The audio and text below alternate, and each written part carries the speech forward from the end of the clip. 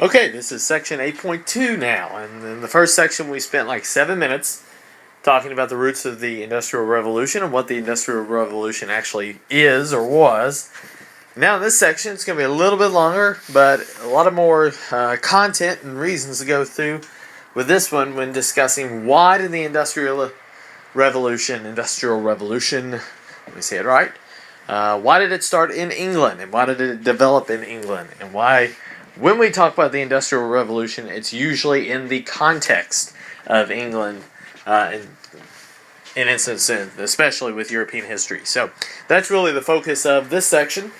And after this, the last two sections of the Industrial Revolution will actually look to see what it looked like and how it affected everyday people. So today's more big picture stuff, and then kind of how it impacts the individual we'll get into in the last two sections of Unit 8.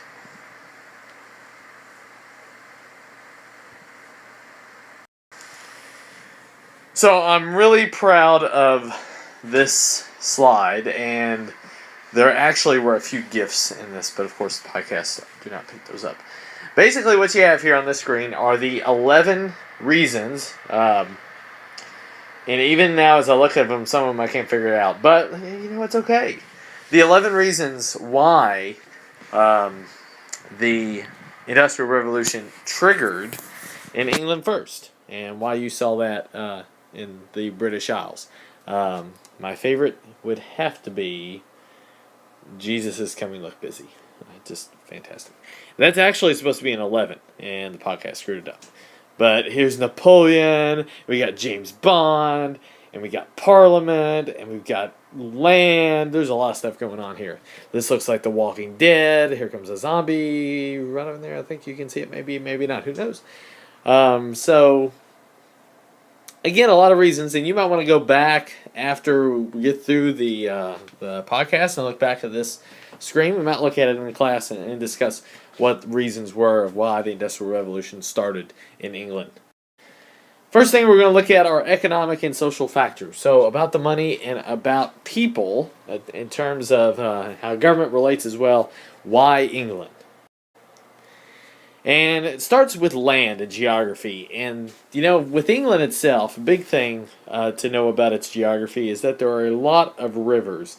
I saw a stat one time. I don't know if I have it here. I don't see it. But you couldn't go like 90 miles one way or another in England without running into a river. And we're going to see, as we talk more about the technology, that rivers are incredibly important in terms of moving goods around, even before something like the steamship or something like that. You can put a ship on a river and go downstream, right, and move them from place to place much quicker and much more efficiently than maybe by land. So that's going to be an important thing in terms of moving goods around. Also, you've got a lot of coal and a lot of iron, basically iron ore, okay, so we call it iron ore. Which is basically, you know, all this stuff in the ground ready to be harvested out of the ground in order to power these machines. And then here's a big one, and we'll talk more about this here in a few minutes, but during the French Revolution and Napoleonic eras, none of those wars and conflicts are being fought in England. You don't see that at all. Sure, we have the English Civil War, but that was a century and a half before this. So England is relatively peaceful, which allows for the land and geography and the climate, a physical climate at least, to not be disturbed. So that's important. If you're going to build a factory, you don't want bombs going off around it, you know, or have the cannon fire to come through to disrupt your construction. So, an important thing to consider. And we've already talked about the agricultural revolution a little bit and the cottage industry, but now in another context. We know that the enclosure movement forces peasants off the land, and that creates a need for workers. Now, we know that the cottage industry, how merchants come and deliver the raw product, the resource to the worker or to the peasant. But then, of course, the merchants decide, hey, what if I take all of my capital, I put it in one building, it's a factory. And then you've got that working supply that can come and work for you. So the agricultural revolution creates that. You don't see that enclosure movement. You don't see that happen in every country, which creates such a large supply. And then, you know, with certain things like crop rotation, and like the seed drill and other inventions, you needed fewer farmers now to feed larger amounts of people because the harvest yield would be up, so you could have more crops to be able to push around, to be able to have everyone eat and eat well. So again, less farmers will equal more factory workers. Big equation. And then you have like the economic issues. You have things like a central bank to really limit the fluctuations in England's economic climate. Insurance companies, which allow people to have backup in case their business goes sour, to put money in and have a little, money in the kitty to help you. It's just a weird phrase. But anyway, to have, a safety net in case you go south.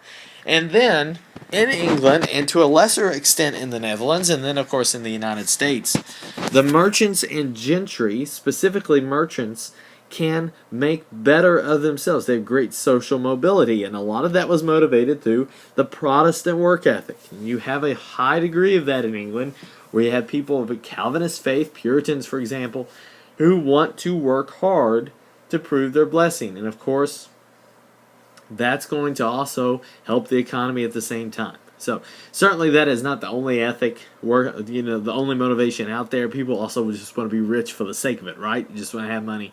Money equals power.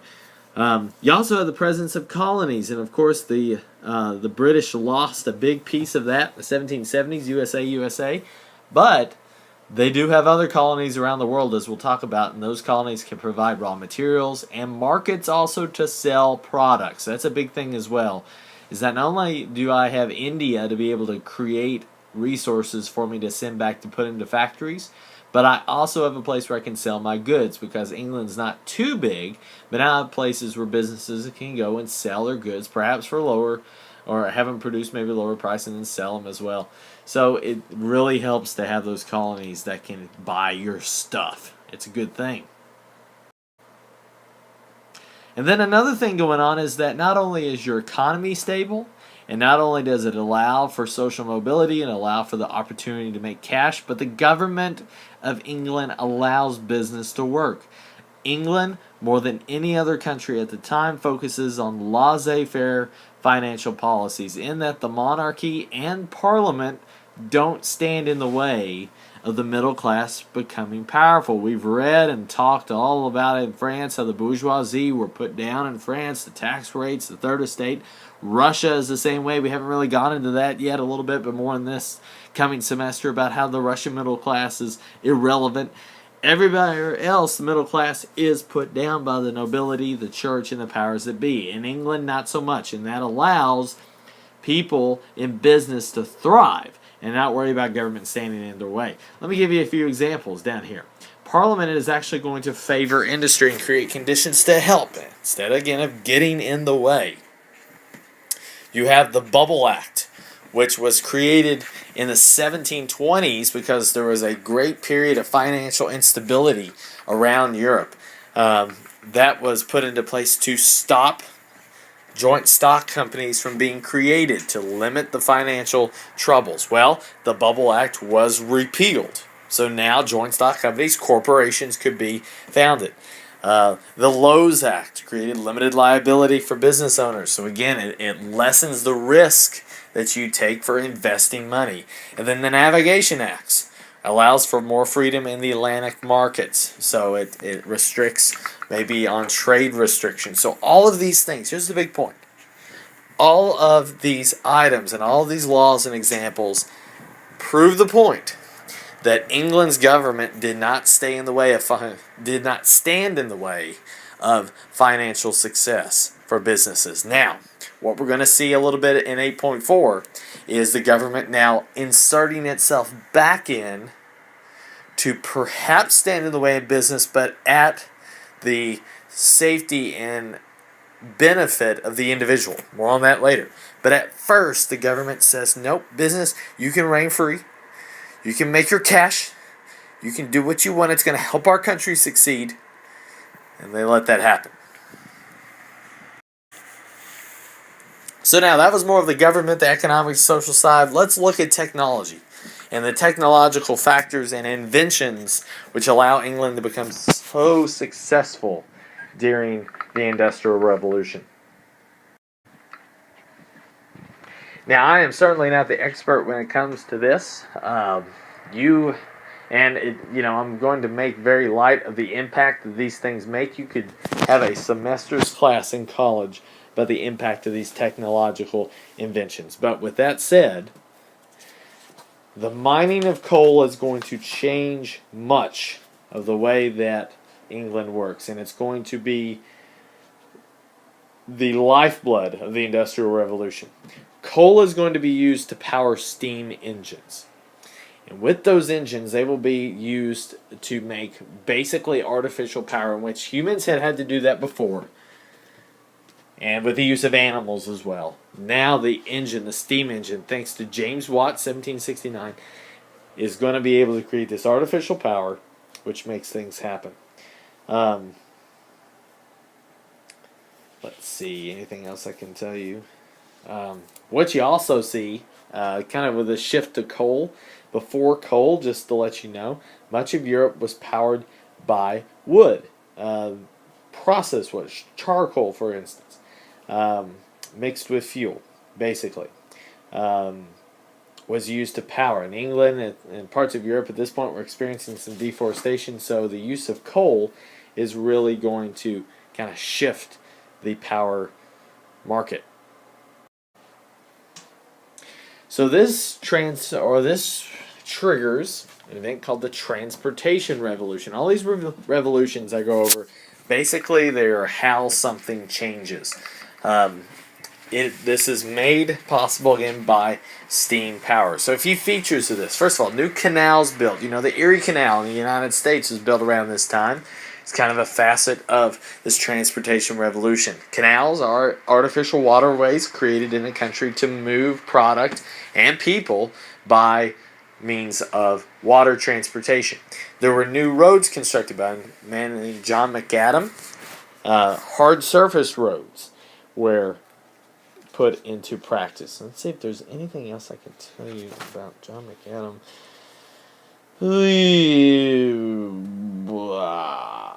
These roads were domed in the center, so they're like a kind of a semicircle shape a little bit with the arc at the top, so that water would flee to the sides, right? It would roll off the sides instead of maybe a dirt or a dirt road or something that would be muddy and all icky there in the middle. So there you go. The first steamboat created and put into place by Robert Fulton.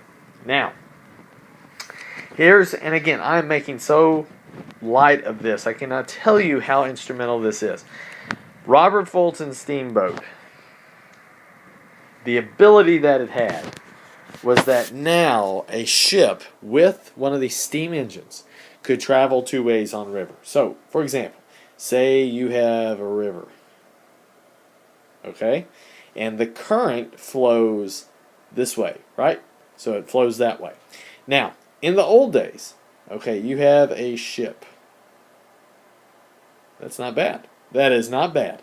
The ship could only, it's more of a sailboat, but whatever. The ship could only go downstream, right? There's no way for it to power itself upstream. So it would all float down this way. So say you had a city here and you had a city here. Well, you could only trade, say the city made, I don't know, toilet paper. That's for you, Jackson.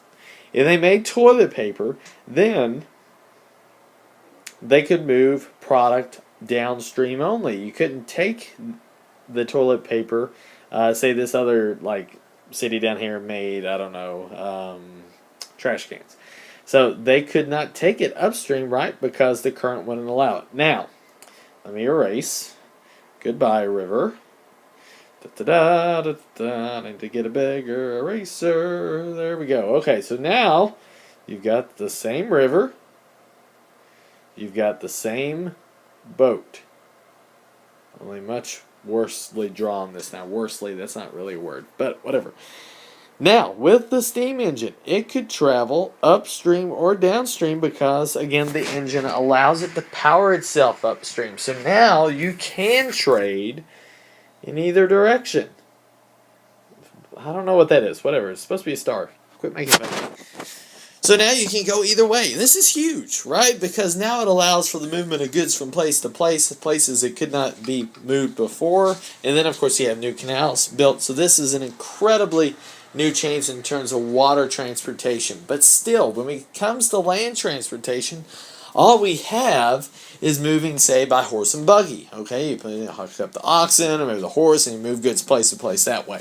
Again, you move goods around, different goods in different places, increases the standard of living, helps people enjoy products they haven't had before. So it's a big deal. But then there was a new invention that absolutely, positively transformed life as we know it in Europe. And that is the railroad. 1825, George Stephenson develops the commercial railroad. It was called the Rocket, his first locomotive, and it could chug up to 16 miles per hour. Look at it fly, right? It could go. The railroad totally changes everything. In 1830, there were 100 miles of railroad in England. By 1852, there were 6,600 miles of railroad. Train track in England. By 1850, 200,000 people are employed by the railroad. 200,000. It's an incredible number. The Rocket was certainly upgraded. By the 1840s, many private companies were jumping into the effect to try and build new train tracks to be able to connect places together. The first railway in England was between Liverpool and Manchester. And that's where the Rocket traveled at chug 16 miles per hour. But anyway, that's cool. But here's what we liked the most. The impact. Why was the railroad important? First of all, cheaper than transporting. How about that? It's cheaper than transporting by water. Okay? Money saved, that's great. Second, allows for new markets. You can send goods to sell in places that you could not have before. It was too far away, but now you can. Again, the financial incentive is incredible for businesses. It offers transportation from the country to the city. I cannot tell you how important this is. When you have Joe Peasant, who's lived in the same place all his life and has not traveled with, farther than, say, 25 miles before. Okay? Joe Peasant grew up in Madison County. He's only been to Clay's Ferry. But now with the railroad, over the bridge that is built, that is the Kentucky River, now Joe Peasant can go see the big lights of Lexington. And he can see more of the world. It's an incredible thing. Offers broader horizons to people and allows people to dream about advancing in life. Again, the railroad making this possible. Makes the world smaller, develops the idea of on time, so time becomes important. But this maybe we'll talk about a little bit more. It can reinforce class divisions with different class trains. Higher classes in the front, lower classes in the back. If you know one of the greatest movies of all time, Titanic. Yeah, Titanic wasn't a train, but it was a ship, and it certainly reinforced class divisions. So that's something maybe to think about as well. And again, this is a huge, huge impact. It also is going to facilitate the growth of the urban working class who comes from the countryside. How do the peasants all cheaply move to the cities? They go by train. And those poor rural people, those peasants come into the city and they become the urban poor. And thanks to the railroad and thanks to the canals and the steamboats and all of these these technological improvements, by 1850, Great Britain is an economic powerhouse, producing 2/3 of the world's coal, half of the world's iron, half of the world's cotton cloth, thanks to the textile factories. More on those a little bit later.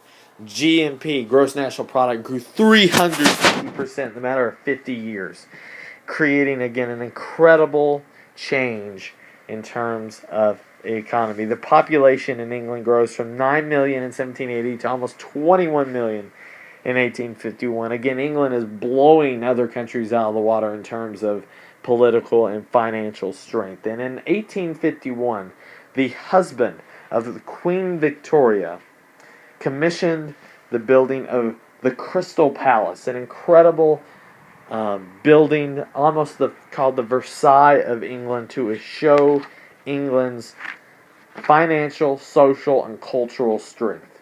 The Crystal Palace just showed that, and certainly was symbolic of that. Now, I would show you pictures of Crystal Palace today, but it burned down in the 1930s. So, very sad. There's also an English Premier League team named after it. So, there's its legacy. The Crystal Palace, again, was kind of a representation of England's financial strength. So you can see, I think maybe the time that I've spent on it, I think the reason why England becomes such the center of power were these technological improvements. The political and social, without those, it could not have happened, obviously.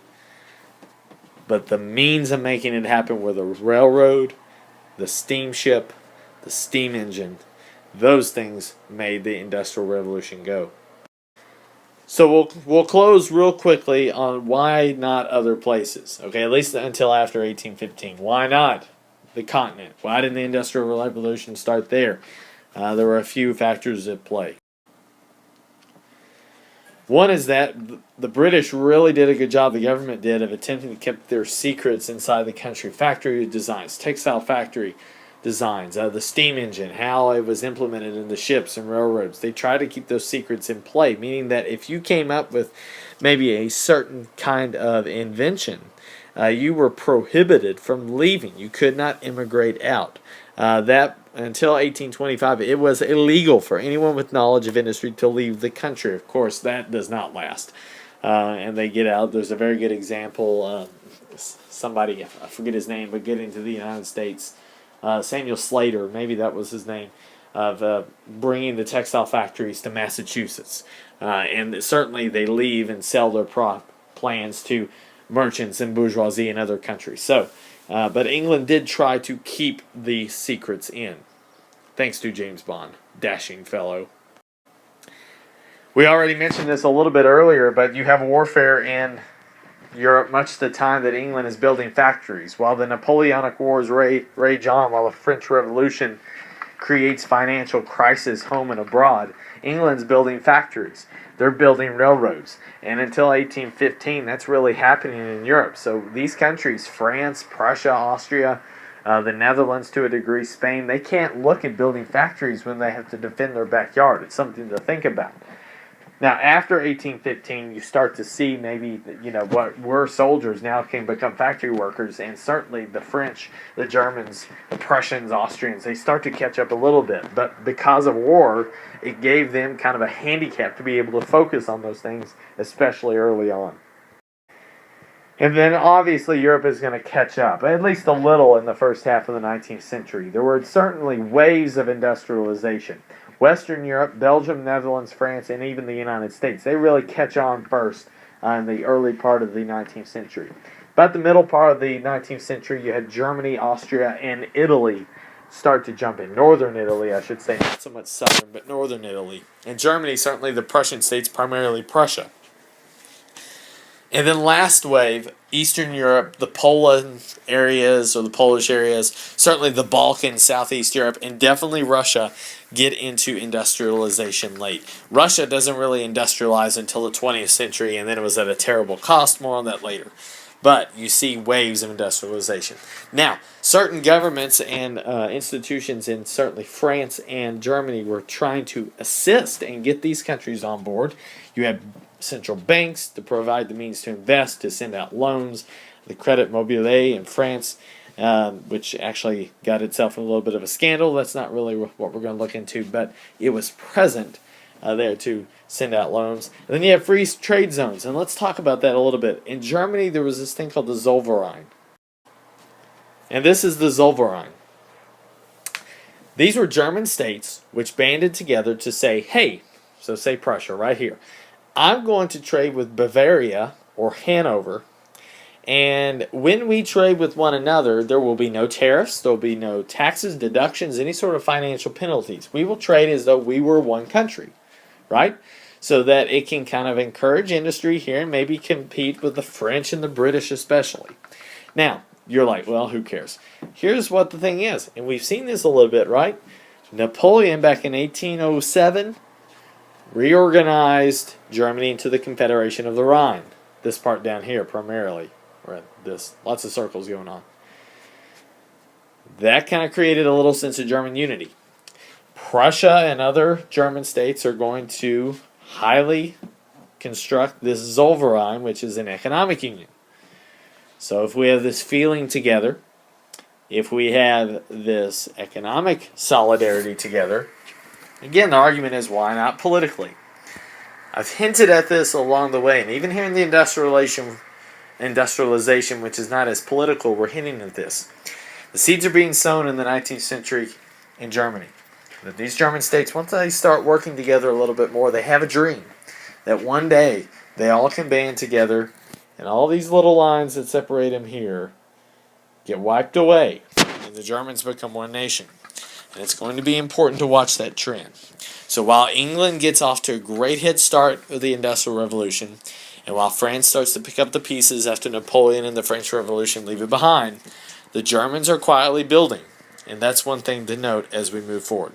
So that's all of section 8.2. Again, I apologize for the length, but there's a lot of reasons why England is so large. So if you go to, and let's see if I can do this. Maybe that's